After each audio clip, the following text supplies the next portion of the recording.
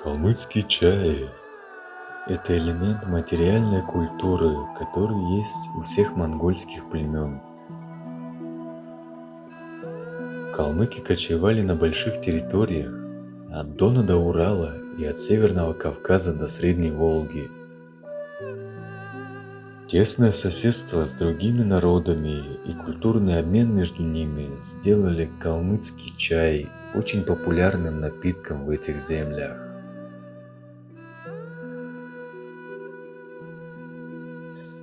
И сегодня Евгений Бембеев, главный редактор газеты «Хальмык Үнэн», расскажет, как варить настоящий калмыцкий чай, как этот напиток связан с кочевой культурой и в чем сакральный смысл помешивания во время варки.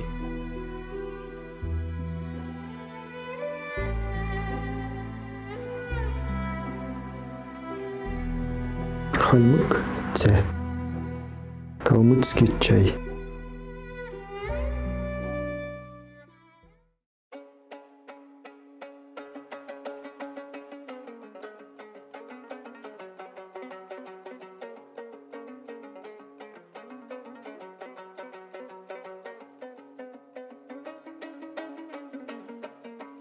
Этот напиток, он есть у всех монгольских народов, и как и у монголов, так и у нас он называется «үстя-ця», что переводится с калмыцкого языка как «молочный чай». Да? Вот. Основные ингредиенты, которые составляют этот напиток, это вот такой чай, кирпичный он чай, раньше его покупали в Китае, да, и вот такой прессованный чай калмыцкий, ну, сейчас уже делают уже более такой, как бы, современный вариант, это зеленый чай, да.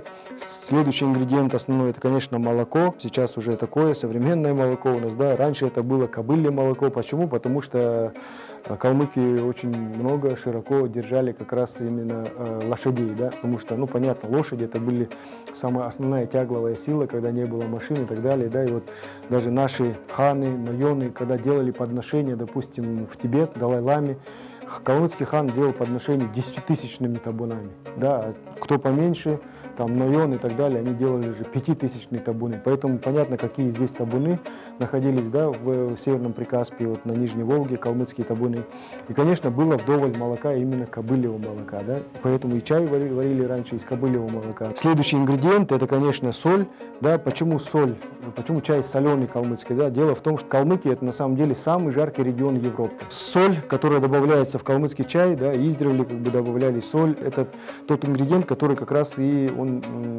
удерживает влагу в организме. Тысячелетием выработанный тоже получается продукт, да, который необходим организму, да, именно в таком кочевом образе жизни. Да.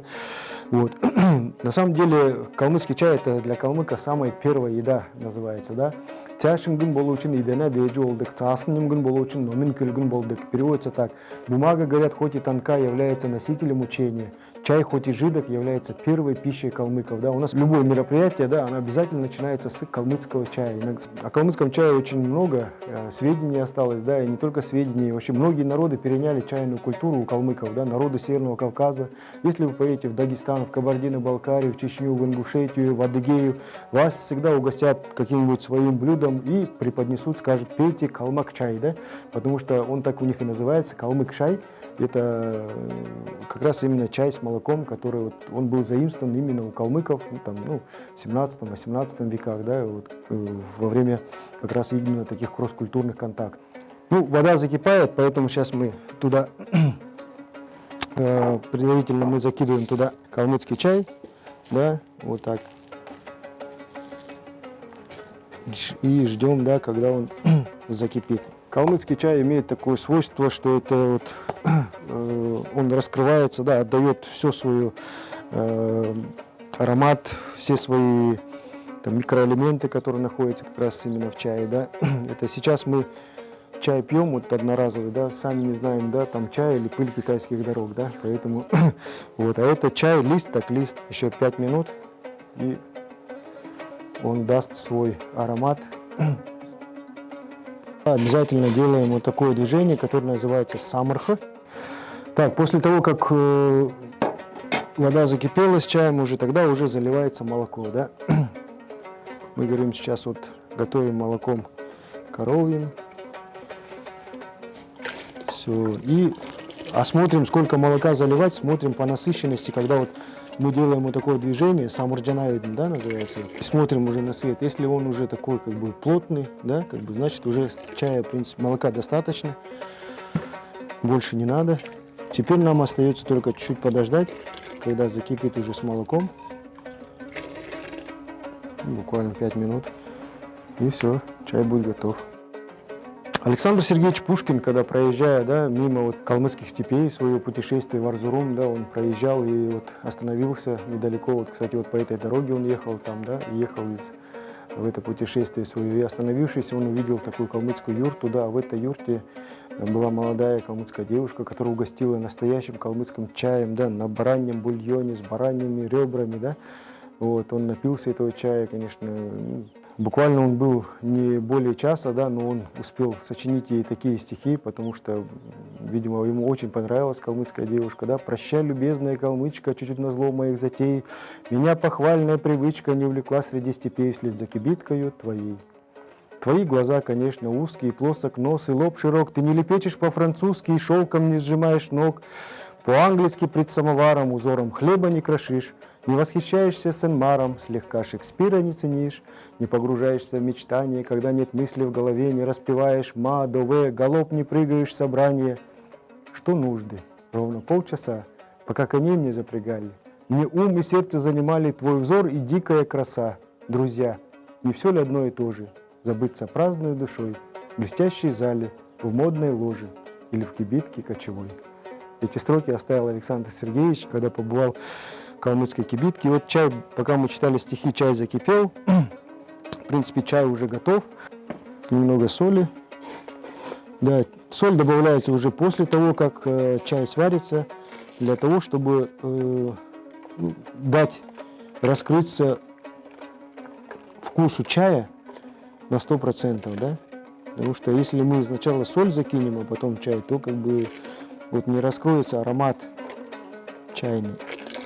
Небольшой нюанс – это мускатный орех. Он добавляет аромат в чай. У мускатного ореха еще есть такие антисептические свойства, да? Вот. Ну, его буквально вот так немного крошим туда. Все, калмыцкий чай готов. Сейчас следующий этап. Необходимо обязательно процедить.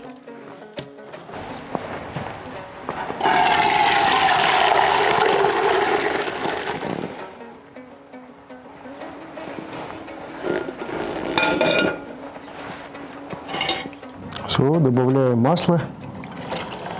Вот, и еще основное действие, которое надо сделать, это зунмяндакчи самарха.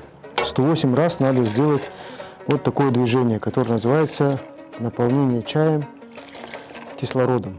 Ну, вот хозяйка делает так 108 раз, да, по числу томов в тибетском канджуре. 106, 107, 108. После этого обязательно делаю подношение на алтарь. Вот такая, да, древняя калмыцкая посуда. Ахче ага называется, кленовая чаша. Вырубали вот из дерева, из клена, налив. Делали подношение бурхунда.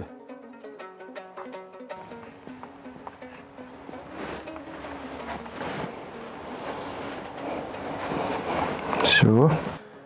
И обязательно, конечно, когда чай у нас преподносит первый, да, чай обязательно произносит юряль, да. Юряль – это благопожелание, у калмыков считается. Берут безымянным, а значит безгрешным пальцем, делают вот такое движение, называется по-калмыцки цацал, да. Цацал – это же это сбрызгивание, да, подношение. Это вот окунтенгрте, да, это небо, да. Газарте, да, это вот земле. Ивкнерте – это предкам, да, и так далее. Вот обязательно делают 3 цацала таких, и после этого уже произносят юряль, благопожелание. Цяшингын болу үшін идене дейжі олдық, цасын ингін болу үшін номин кілгін болдық. Онди дөрін цақты хагижи ханяднуга, яхагижи өчүнуга, эрил менде сән сәяхын, маңна тингір мақлақ оран ненегін сән сәяхынуда итхи уухы елік делік өлжууда, демсхи зүйхы нала дала өлжууда, кезачигін ненегін сән сәяхын, көнді кілілуган ұхуады құтсылуғууда, бәясарын байын болжи, сусын өнер өлжи. Он дед бурху төршахы, вот хагижи цукта негы Раджанов. Я сказал, я желаю всем всего самого наилучшего. Говорят, бумага хоть и тонка является носителем учения, чай хоть и жидок является первой пищей калмыков. Я желаю, чтобы у вас, у всех все было хорошо, чтобы все были в здравии и всегда жили в процветании и благополучии. Пусть все бурханы вам благоволят. Юряль битха.